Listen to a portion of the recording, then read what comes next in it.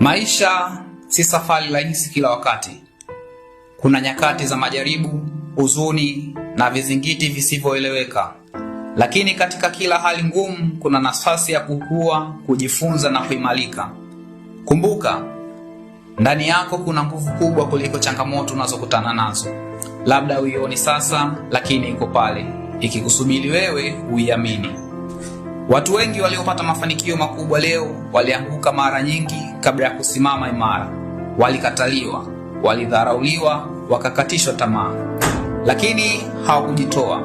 Walijifunza kutokana na makosa, wakatumia maumivu yao kama ngazi ya kupanda juu zaidi. Usikubali kushindwa kuwa changamoto katika safari yako, badala yake ikubali kama sehemu ya hadithi yako.